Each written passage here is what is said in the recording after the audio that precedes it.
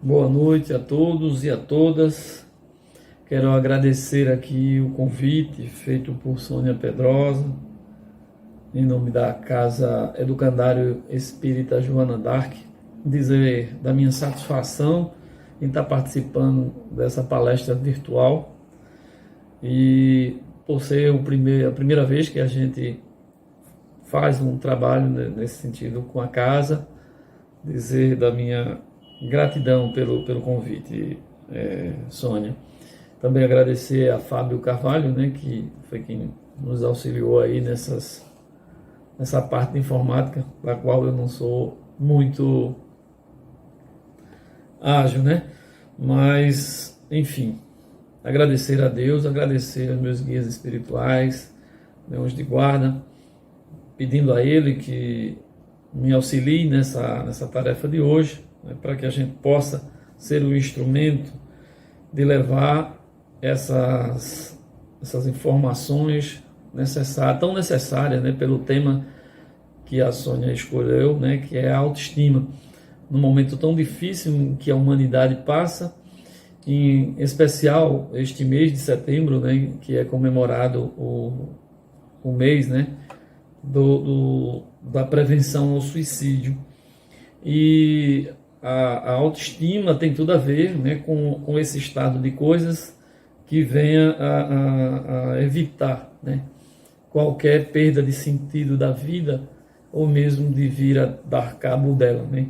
Então, Sônia, você está de parabéns por ter escolhido o tema. Espero que eu possa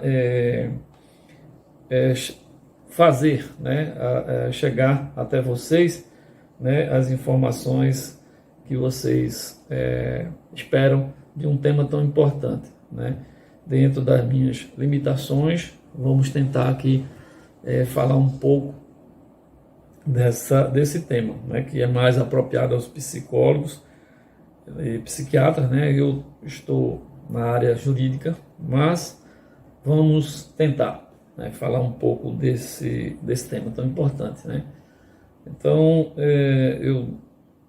meu nome é Benedito Anastácio, estou hoje presidente, né, do Instituto Espírita Semeador da Fé, para quem não me conhece. E, como já dito, né, o tema de hoje é a autoestima, né? Mas antes da gente falar propriamente dito sobre autoestima, a gente vai falar um pouco sobre baixa autoestima, até para a gente entender. Eu não sei se vocês conseguem ler daí. Eu fiz até esse esquemazinho, né, que eu vou explicar o que para a gente poder entender melhor essa questão. A nossa vida, né, a vida do ser humano, né, ela é regrada, né, por um sistema de normas das mais diversas, né? Aqui mesmo hoje, para estar com vocês, eu me submeti a algumas regras, né? Primeiramente ao convite da casa, segundo, as orientações que Sônia passou, que o Fábio, para que a gente pudesse realizar essa palestra, né? A casa, né, Educandário Joana d'Arc tem suas regras, né? As regras da administração, o país, o Estado, tudo tem regra. Por quê? Porque somos imperfeitos, né? Se nós tivéssemos já alcançado a perfeição, não precisava de regra, de lei, de direito, né? Bastava a gente mesmo se cuidar, né? Para que a gente não invadisse o direito do outro e vice-versa. Mas, devido à imperfeição, nós precisamos de regras, né? E elas são das mais diversas, em todos os campos que você imaginar. E esse quadro, ele é bem interessante porque ele trata aqui nesse primeiro quadrozinho, ele diz que nós somos, né, imperfeitos, a imperfeição, mas o livre-arbítrio leva a gente, né, quase que obrigatoriamente, né, pela nossa imperfeição, a descumprir as leis, né? E ao descumprir as leis, né, e aí eu digo todo tipo de lei, né?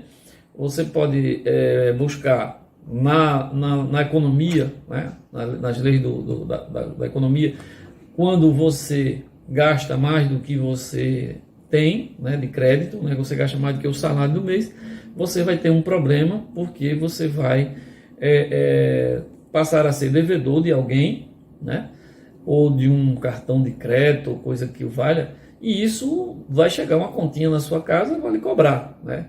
Isso vai lhe trazer transtorno, né? Seu nome pode ficar sujo no SPC, você pode diminuir a sua capacidade de compras, enfim. Quando você come demais, né? E lhe traz isso uma doença derivada aí dessa forma de comer exageradamente, né? Inclusive com comorbidade, né? Por se comer demais fora dos limites, fumar, né? Jogo, enfim, tudo que você faz fora dos limites, extrapolando os limites, que esses limites são as leis, quando não as leis sociais, mas as leis morais, né? Os regramentos da própria casa, da boa convivência, né? Então, o que é que acontece?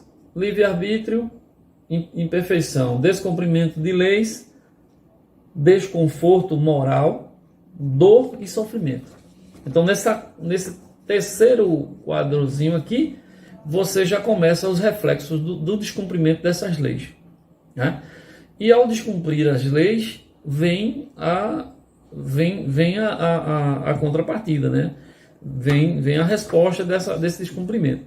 Seja alguém lhe cobrando na sua casa, a dor do cárcere por ter ferido alguém ou matado alguém, o desconforto moral por ter traído no casamento, né? Enfim, tudo que você extrapolar dos limites da lei que regulamenta aquela sua ação vai lhe causar um desconforto, um sofrimento.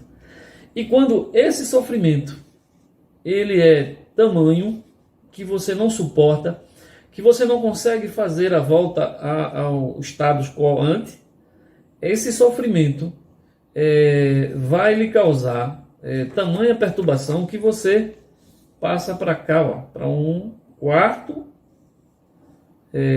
quadradozinho que eu coloquei, na verdade é uma figura oval, né, que chamamos de baixa autoestima.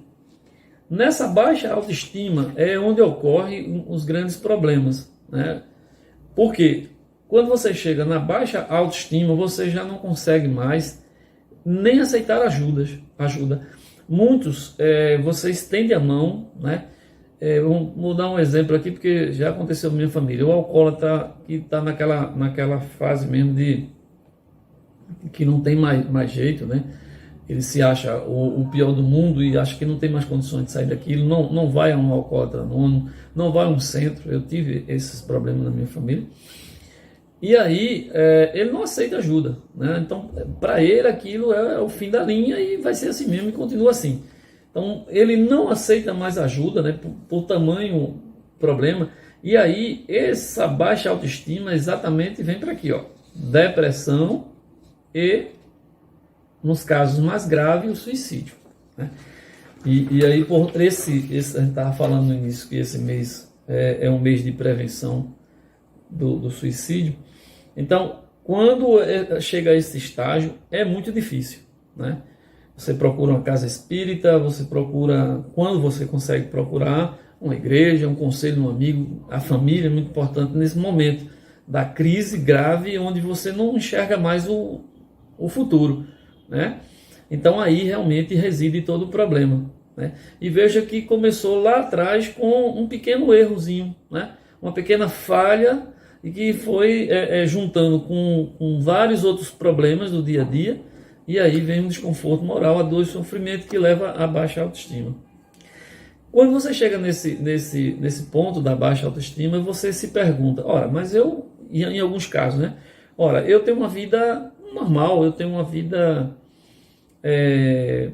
vamos dizer, mediana, né? Eu trabalho, eu tenho meus compromissos em casa, eu não vivo criando confusão com as pessoas. E por que eu sofro? Por que eu estou nessa situação? Isso é uma pergunta que geralmente as pessoas que estão em depressão, que estão com baixa autoestima, se perguntam, né? Por que eu estou assim, né? E aí vem a graça, né, do Espiritismo, né, através da reencarnação, explicar esse problema, né? Porque se você não enxerga ou não existe nenhum fato nessa vida, nessa encarnação, que justifique tamanho sofrimento, a resposta está lá atrás, né?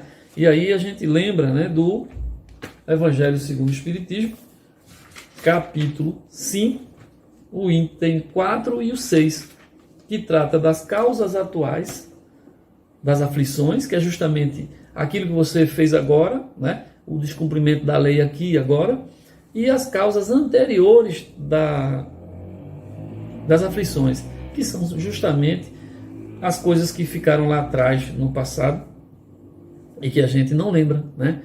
E por isso jogamos a culpa no outro, às vezes jogamos a culpa em Deus, né? Por que Deus fez isso comigo? Por que me deu um filho assim? Né? Por que eu sou assado? Por que eu não consigo emprego? Então essas são as grandes questões de quem passa por uma situação dessa, tá certo? Então eu trouxe esse esquemazinho inicial para a gente mostrar como se forma, por exemplo, e se você aplicar isso na vida real, você vai ver que é verdade. Como se aparecem os problemas da vida, né? Começa daí, do descumprimento das normas, das regras, né, dos limites, né? Ao praticar, por exemplo, um esporte violento, né? Que o esporte é uma coisa boa, mas quando você pratica se submetendo a um alto grau de risco, aquilo pode lhe acarretar na morte. Ou seja, você extrapola os limites da lei da física, né? E coloca seu corpo, sua vida sob risco. E quando ocorre, né, você vai pagar caro, se não com a própria vida. Então, esse esquema explica bem como a gente consegue angariar problemas para a vida atual, sem esquecer do que a gente já tem lá do passado, tá certo? Então, esse é um primeiro ponto que a gente queria. E para fechar essa questão da baixa autoestima, né, eu queria trazer mais algumas informações de como isso também, as características dessa baixa autoestima. Então, ela está no abandono. Muitas pessoas foram abandonadas, e por ser dependente das outras, dependente não só apenas material, mas emocional, né? Então isso causa baixa autoestima, rejeição, carência de todo tipo, né? Necessidade de aprovação do grupo, da família, enfim, né? Reconhecimento, né? E dependência, né? A gente tem que, nós sempre estamos precisando de alguém, porque nós vivemos em sociedade, mas jamais devemos ser dependentes, devemos buscar as nossas próprias, porque na dependência a gente, no dia que ela deixa de existir a assistência, vem os problemas, né? Então essas 5, 6 situações também levam são sintomas de uma baixa autoestima, ok? E aí, como a gente está falando de baixa autoestima, mas o tema é autoestima, né? E o que é autoestima? Eu tomei por base, não só ele, mas em especial esse livro, né? Que chama-se Mediunidade e Autoestima, da psicóloga Maria Aparecida Martins. Ela é espírita, né? Ela já frequentou aqui pesquisas, né, na área de mediunidade, na atuação de caminheiros do Centro de Desenvolvimento Espiritual, né? Ligado também à Federação Espírita Brasileira. Ela é pedagoga, né? E aí ela aproveitou as experiências dela de sala de aula, né? E também das pesquisas que ela executou junto a esse trabalho espírita, né, na federação, né? Então ela traz esse conhecimento dela, entre outros livros que a gente usou, mas ele é a base, né, dessa pesquisa, e por isso a gente vai citar algumas coisas dela, alguns textos dela, outros tirados da própria internet ou coisa que valha. Então, do Aurélio, a gente traz a seguinte definição de autoestima. É o sentimento da importância ou valor que fazemos de nós mesmos, né? Então, somos nós que temos que ter essa definição, né? Esse conceito. Não adianta o outro achar que eu sou isso, eu sou aquilo, se eu não acho, né? Então, é algo íntimo, né? É algo que tem que estar dentro de mim. Ninguém empresta autoestima para outro, né? Só você pode construir sua autoestima, né? E a Maria Aparecida, ela faz uma definição bem simples, né? Ela diz assim: é o julgamento que faço de mim mesmo. Essa é a definição de Maria Aparecida, né?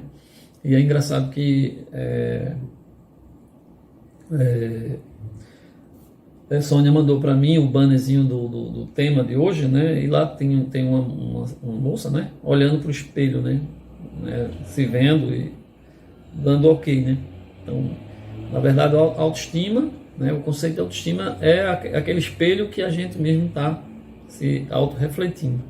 Então, depois desse conceito, a gente pode perguntar quando se forma, né, a autoestima. E aí eu chamo a atenção que eu acho que é onde esse tema é bem importante. E ela diz o seguinte, que a autoestima, vejam bem, a autoestima se forma, né, no ser humano, né, até os 7 anos de idade. Veja que coisa interessante. Até, obviamente que isso segue, né, outros, mas a criança aos 7 anos de idade ela já tem uma formação dessa autoestima dela. E é interessante, nós que somos pais, né, vamos ver que as crianças, quando chegam a essa idade, 7, 8 anos de idade, já querem mandar, né, já querem escolher roupas, já tem, como é que se diz, opiniões, né, e já tentam, né, já nessa idade, eu não estou nem já falando aí da adolescência, mas já nessa idade, colocar os pais em alguma situação, né, vexatória, né, querendo já impor a sua vontade, né, o seu querer, né, e começa aí os primeiros embates, né, da educação dos nossos filhos. Então ela diz que até os 7 anos de idade nossa autoestima está formada. Até essa idade, veja bem, né, a importância, até essa idade são os pais os principais responsáveis por toda a base da nossa autoestima, né? São os pais os responsáveis por ela, né? Em seguida, vêm os professores que acrescentarão uma outra parte significante. Então, a responsabilidade dos pais e dos professores nessa fase é muito importante, né? E aí ela continua explicando, né, que a grande responsabilidade dos pais, falando sobre isso, ela diz: crianças que sofrem dominação, rejeição ou punição severa poderão desenvolver uma baixa autoestima, né? Tendem a ser submissas e passivas, podendo ocasionalmente mudar para o oposto extremo, né, de agressão e dominação. Podem se considerar inferiores e incapazes de solucionar seus próprios problemas, né? Então veja, até os 7 anos de idade, tudo isso já vai fazer parte desse novo ser, né, dessa nova criatura que está sob os nossos cuidados. Então daí a importância do professor, dos pais inicialmente e dos professores. E ela traz também uma pesquisa que aponta que durante os primeiros 18 anos de idade nós recebemos cerca de 65 a 130 mil frases e mensagens negativas de pais e professores, e familiares em geral. É um bombardeio, né, de coisas, né? E aí ela diz que aí existe uma dificuldade para a formação de nossa autoestima, de uma autoafirmação, porque essas pessoas em geral representam muito em nossas vidas, né? Então, os pais, os professores e a família em geral, né, são responsáveis por esse turbilhão de informações negativas. A gente lembra muito quem é do interior, e eu sou do interior, né? Sou natural de João Alfredo, que os pais usavam a história do Papa Figo, né? Usava sempre trazendo medo, fazendo para que a criança não... Sempre, quem foi criança sabe como essas coisas, né? Os pais, e ainda hoje a gente ouve de outras formas, mas era assim que a gente era ensinado, né? Através do medo. Quando não, realmente apanhava, né? Então, como identificar a autoestima, né? A gente já viu como ela se forma, em que data já está formada e como identificar a autoestima. Então, ela traz sete questõezinhas, né? Ela diz: pergunte a si mesmo, né? O seguinte: me acho uma pessoa inteligente? É a primeira questão.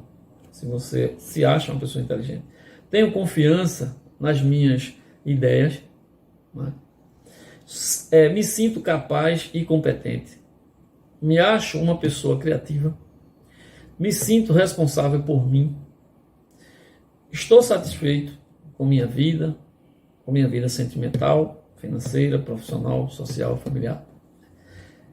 Se essas perguntas, em sua maioria, forem respondidas positivamente, então você tem uma autoestima, né? Se não, tem alguma coisa errada, né? Você tá precisando de dar uma revisada nos seus sentimentos e na sua visão, na sua autocrítica, né? E ela diz também onde é que estão as raízes da autoestima, né? Já com o que ela falou anteriormente, ela diz na autoconfiança, né? Que é justamente uma das perguntas. Eu confio em mim mesmo, né? Eu tenho confiança em mim, eu confio em mim, sou capaz. E a segunda, ele diz na autoapreciação, né? Na forma como eu me vejo, como eu me aprecio, como eu me vendo, vamos dizer assim, para o exterior, né? Como é que eu passo para os outros o eu, né? A minha pessoa, né? E diz também a crença em si mesmo, né? Significa eu me garanto, né? Ter aquela crença em si, eu me garanto, né? E no sentimento de ser capaz, né? Essas quatro questões estão as raízes da autoestima. E aí ela diz, com pergunta, ela fala o seguinte: como ter, conservar, aprimorar a sua autoestima, né? Como ter, conservar, aprimorar a sua autoestima. Então ela diz: faça uma revisão de todos os seus conceitos, né? E pensamentos. Desentulhe tudo que for inútil, abrindo espaço para guardar. 2 pontos, né? Ela diz: sua fé, que dará conta dos seus desafios da vida, sua confiança no direito de vencer e na sua coragem de ser reconhecido filho de Deus. É coisa interessante, né? Então, a gente já sabe que fé e esperança são os únicos remédios, segundo o nosso Santo Agostinho, né, lá no livro do Evangelho segundo o Espiritismo, ele diz que a fé e a esperança são os remédios eficazes, e só existe esses para curar o desespero, né? Quando a gente chega naquele momento de desespero, de falta de tudo, onde a gente acha que o mundo se acabou, né? Que tudo ruiu, a fé e a esperança são os remédios que podem aplacar essa dor e afastar o desespero. Porque no desespero é o caos, né? No desespero você só vai mais ainda criar problemas, né? Aquela regrazinha que eu mostrei lá no início, você vai descumprir mais normas ainda e vai aumentar esse caldeirão de problemas que já está em cima de você, dentro do desespero. Porque aí no desespero você vai cometer todo tipo de desatino, né? Até mesmo o próprio suicídio. E nessa questão que ela fala de desentulhar a mente, eu acrescento uma questão: a gente também deve desentulhar os nossos guarda-roupas, os nossos porta-trecos dentro de casa. A gente guarda muita coisa velha que a gente não usa mais. Roupas que a gente nunca mais vai usar ou nunca mais usou. Anos que está ali. Quando você poderia vender e até fazer um dinheiro, se for caso, se a roupa for boa e cara, né? Ou então doar para um centro, doar para um bazar, porque outras pessoas vão usar aquilo ali e você vai fazer o bem. E você às vezes é tão apegado a coisas materiais que você vai deixando isso entulhado dentro de casa e aí só faz acumular energias negativas para o seu ambiente de casa, né? E ela diz assim: lembre-se sempre, né? Você não nasceu de um pecado original, aquela coisa, né, que lá do Adão e Eva, né? Você não nasceu do pecado original, né? Você não nasceu sob o signo da culpa. A cultura lhe fez pensar assim, né? A culpa é um dos sentimentos muito negativos, porque o que aconteceu é passado. Você tem que lembrar para não cometer novamente, né? Deixar isso registrado. Mas você não pode ficar apegado a essa culpa ao ponto de não dar mais um passo para frente, porque acha que você é um miserável, que não tem mais jeito, e agarrado a essa culpa, o que você tem que fazer é, se você cometeu um erro e causou um dano à pessoa, procurar a pessoa, pedir desculpa se for uma coisa que... E se foi algo que você causou dano material, tentar reparar o dano, né? Isso é o que você tem que fazer, e não ficar com a culpa, porque ela não vai resolver, você vai continuar com um problema lá, a pessoa pode até lhe acionar depois judicialmente para você reparar, você não repara e não se cuida por dentro porque está agarrado com essa culpa, né? Então, ela diz também: se reconheça inteligente e capaz, saiba que isso não lhe faz pretensioso e nem exibido. Reconheça o seu próprio brilho, suas qualidades, valorize-se. Isso não é feio, não é pecado, não é vaidade nem orgulho. E a gente sabe que o próprio orgulho, nesse livro de Vanderlei Oliveira, né, psicografado, né, por Hermance Dufour, emoções que curam. Ele fala lá, né, desses sentimentos da raiva, da inveja, né, que são emoções, o próprio título diz, né, emoções que curam. E aí, quando eu peguei esse livro, eu achei estranho também, como é que pode você ter inveja, por exemplo, e ser uma coisa positiva, né? Ter medo, né? O medo é uma emoção importante para que você não cometa desatino, né? E eu queria pegar exatamente aqui a inveja.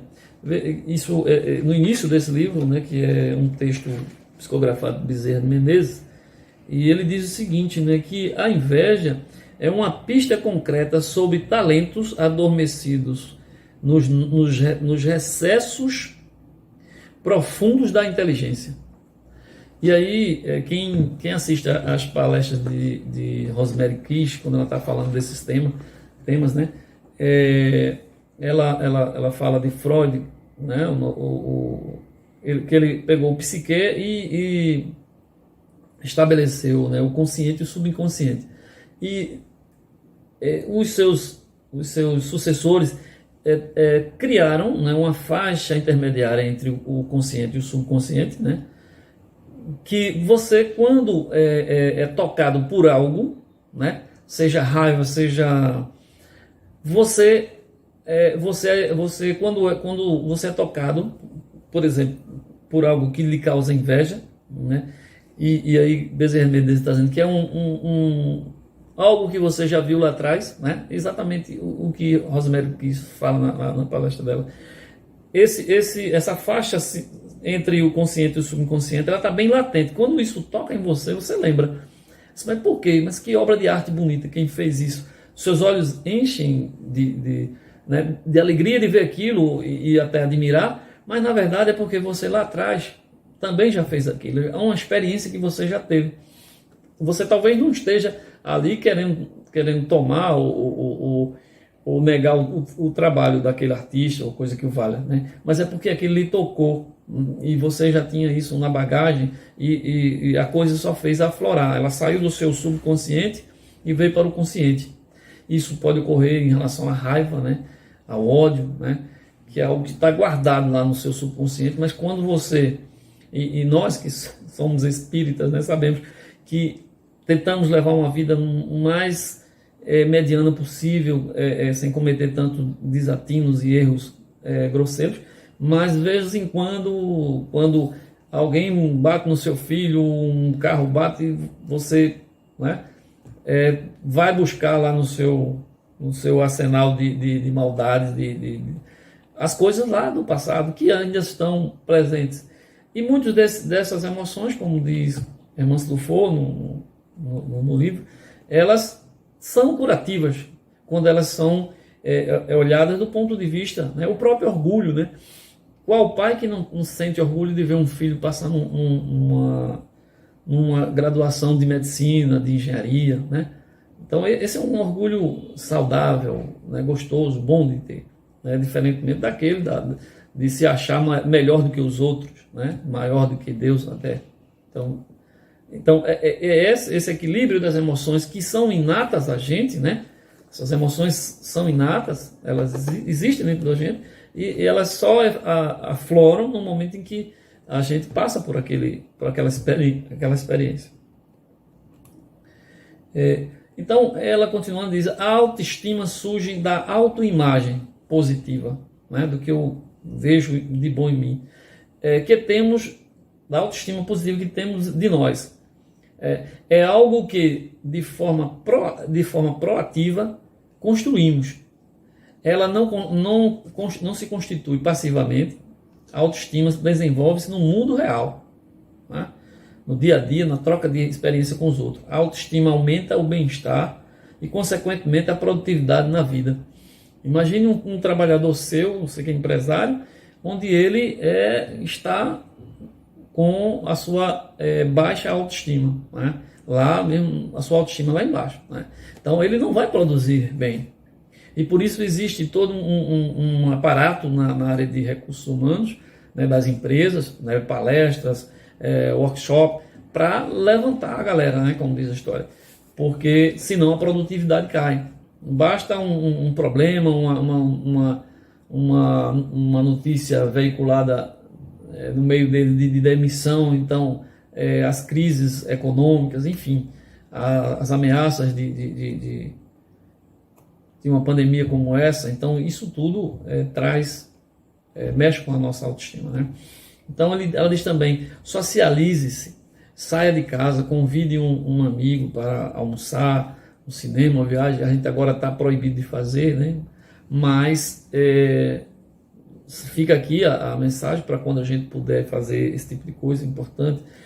A convivência com outras pessoas é uma oportunidade de estabelecer contatos, proporcionando uma comunicação afetiva e relacionamentos interpessoais, né? Então a gente só consegue crescer junto no outro, né?